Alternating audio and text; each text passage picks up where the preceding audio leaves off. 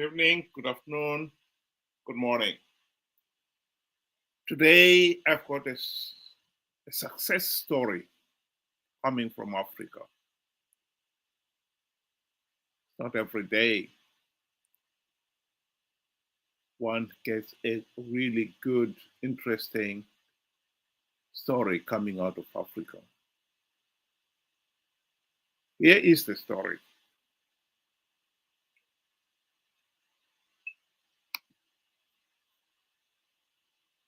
Burkina Faso right now as I'm talking to you, and this development is unbelievable. I have never seen anything like this happening in Africa, but it is happening right under our nose. This development going on in Burkina Faso is making me to be happy.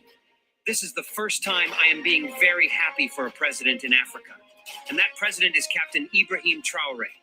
What Captain Ibrahim Traore did is unbelievable.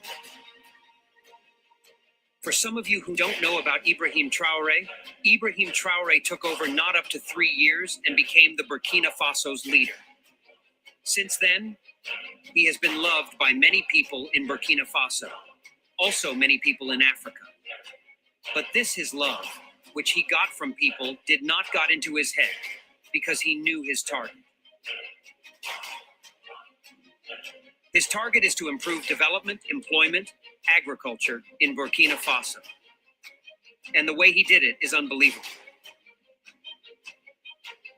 What you are looking at is 400 tractors, 39 tillers. The tillers, for some of you who do not know what it is a tractor that you can ride manually, like a wheelbarrow. And also motor pump, which is water pump. This is for irrigation. This money, he's supposed to have used it to buy cars, because presently, he is driving Land Rover Defender, 2001 model, which is costing about $12,000. But he decided not to change that vehicle. Anywhere he goes, he uses it. Instead of to change cars, Africa's leader have decided to go in to make a nice farming with the little money they have. And what you are seeing is unbelievable. It is the first time in Africa that a president said but decided to go for agriculture, which will create employment and produce food for the people. I have always said this time without a number. Africa is poor because nobody wants to go to farm. Immediately, a president enter into office, the first thing he will do is to change his vehicle. Some will go and buy the most expensive Toyota, a SUV that cost about $200,000. Others will go and steal their money, convert it into dollars, hid it into their bedroom. A lot will send their money into international banks, leaving large, traveling, going up and down. To show you the leaders you need in Africa, don't ever go and vote for any leader who is only thinking about expensive car. Those expensive cars they are driving is what is soaking Africa down. Some president in Africa has 20 vehicles for escort. Each of them is bloodproof. Each of them costs about 200,000 United States dollar. How do you improve? You have already used the whole money that belongs to your country for yourself. Where are you? Well, point taken. That is the tragedy of Africa. We cannot keep on blaming the West, as some of our leaders, particularly in Zimbabwe, love doing. When we fail to make use of the resources that we have. This is typical in Zimbabwe. This was a fleet of trucks bought for the police. As you can see, there is a whole fleet of them. A few weeks later, there was a similar fleet bought for the top brass in the army. And throughout 2023, Mnangagwa bought each one of the nation's chiefs a twin cab motorcycle for all the village heads. And for the MPs and senators, they were each given 40,000 US dollars, housing loan, he called it.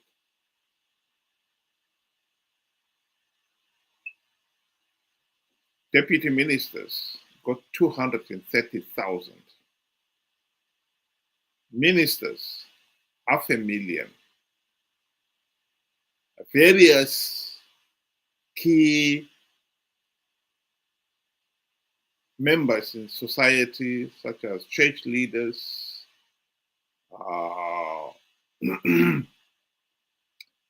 judges, etc., they also got their bribe. Judges, 400,000. Church leaders, some of them got trucks, and some of them got farms.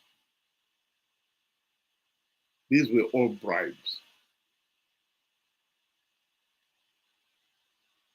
This is a country where some of the hospitals, particularly in the rural areas, are so poorly equipped that they're failing to render a decent service.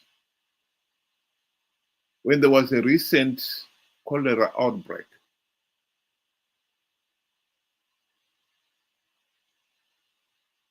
a hospital, Mapanza, in Chirezi, had so many patients with cholera, they ran out of beds. And so they had their patients lying on the floor.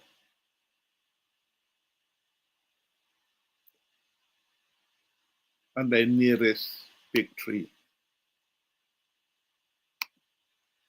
And they were receiving their treatments there. The nurses, doctors are so poorly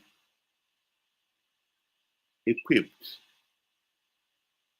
and the remunerations have been so poor that many of them have left the country, just like teachers. So the health service has all but collapsed. Education has also collapsed. In the urban centers, it is quite normal to have no running water for months on end, no electricity. And yet the regime has money to spend on luxuries. This is the tragedy of Africa. What President Traore of Burkina Faso is showing is that it really doesn't take much to change the fortunes of Africa. You just need somebody with a bit of gray stuff between their ears that is working. And unfortunately, we don't have that. And that has been at the heart of our problems in Africa, particularly Zimbabwe. Zimbabwe had the great misfortune that when we gained our independence, we had a leader in Robert Gabriel Mugabe, who was corrupt, incompetent, and a tyrant. And he has set up a political system that is now rotten to the core. And uprooting it is going to be a serious challenge. Here is Dr. Simba Makoni talking about how corruption started in Zimbabwe soon after independence. I recall very clearly that when we came into office in 1980, we inherited Ian Smith systems. And Ian Smith's ministers drove Peugeot 504s. They drove themselves from home to work in their Land Rovers and all in kinds. Most of them were farmers. They parked their Land Rover and then they used the government vehicle when they were at work with a chauffeur. When they finished at night, they packed them and they took theirs to go home. Within the month of our coming into office, Prime Minister Mugabe then directed that every minister be issued with an E-Class Mercedes-Benz. And the Peugeot 504s were retired to permanent secretaries, and the deputy ministers who then took over. We can also look at many other things, small they may appear at the time. Let me hazard that even at that point, Enos Nkala was our Minister of Finance. I don't think we knew what budget we inherited from Ian Smith when the decision was taken to buy those E-Class fleets for the ministers. So the material affection for material things has always been with us. And the differentiation also, even going back into the camps, Shefu, my comrades Makada were not the same. So much so that even today, when the so-called Minister for Presidential Affairs or Provincial Governor, as they were, goes to Bubi or Binga, they will be served separately and differently from the other people. The avarice grew as we began to exploit the opportunities of office. When I was in the government, the minister was allocated one vehicle that they kept, which was the sedan they used in town. If you needed to go off-road, then your ministry hired off-road vehicles from the CMED, and you were charged for it.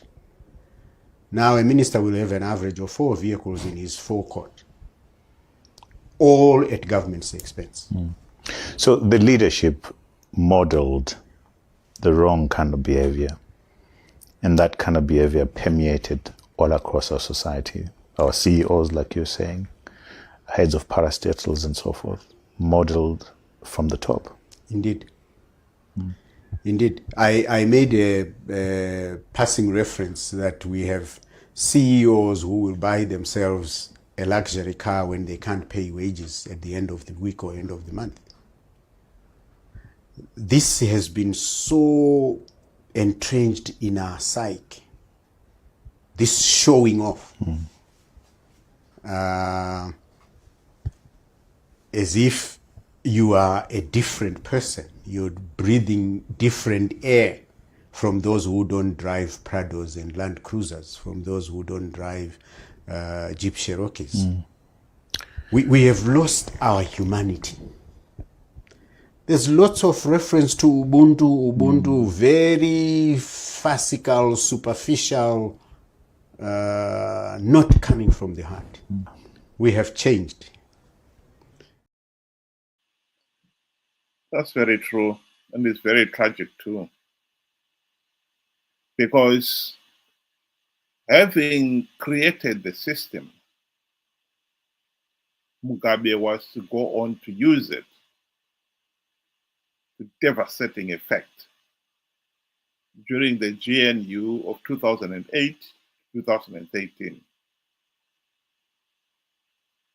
This was Zimbabwe's golden opportunity to implement the democratic reforms which would have ended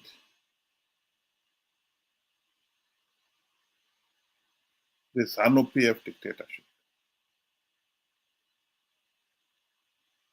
But as soon as the opposition was sworn into the GNU, Mugabe was quick to bribe them with the same trinkets as he had bribed these fellow ZANU-PF leaders. the E-Class Mercedes-Benz, the very generous salaries and allowances. And for Morgan Tsvangirai, the US $4 million mansion. And Tsvangirai and company forgot about the reform. At the time, one recalls one of the ZANU-PF cronies boasting that Maswane MDC Aziza Nyerere when he was asked why Morgan Tsvangirai and company were not implementing the democratic reforms. Of course, he was right. Morgan Tsvangirai and company had learned to enjoy the trappings of high office. They forgot all about reforms. And after 45 years of this ZANU-PF dictatorship, the system has been entrenched. Uprooting it is not going to be easy. There are so many people who benefited from it and who now rely on it. They don't want to change it.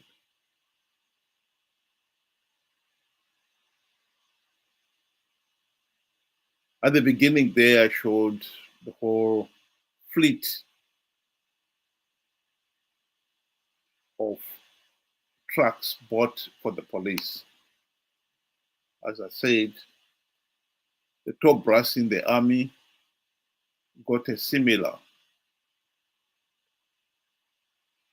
gift a few weeks after this particular one.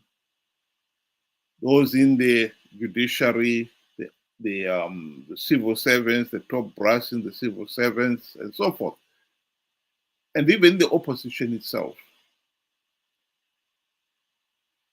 they are benefiting from the corruption and the tyrannical regime.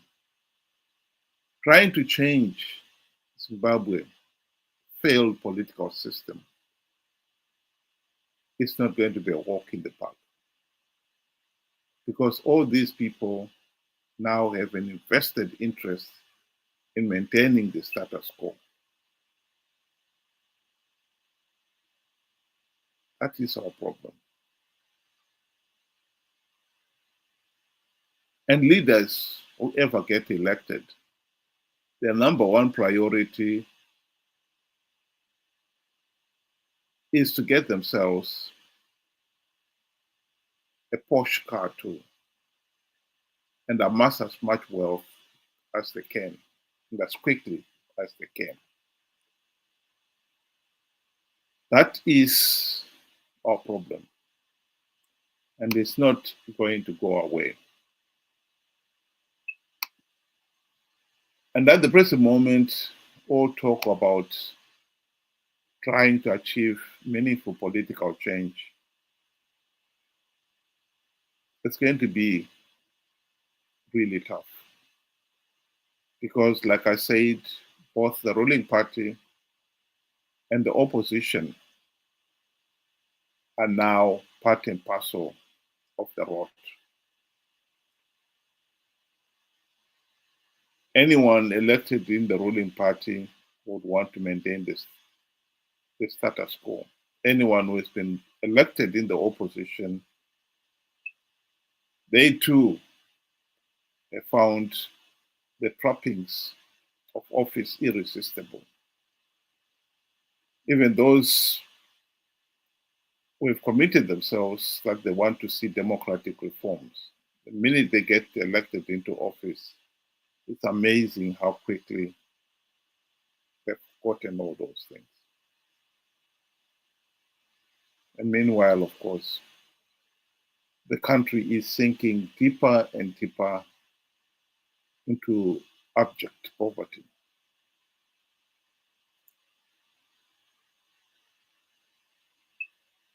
That is where we are in Africa.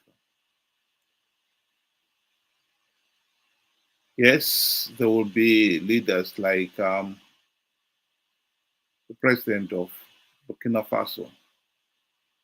But I think, as a Zimbabwean, I can honestly say the chances of getting somebody like that in Zimbabwe at the present moment is not a reality.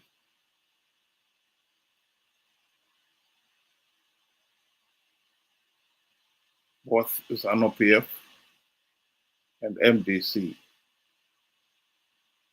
and those aspiring to be in the opposition, are all fighting for the spoils of power. Not fighting to change the system, they're fighting for their share of the spoils of power. That is the subtle difference. Sad, tragic, and yet it is true. Thank you very much.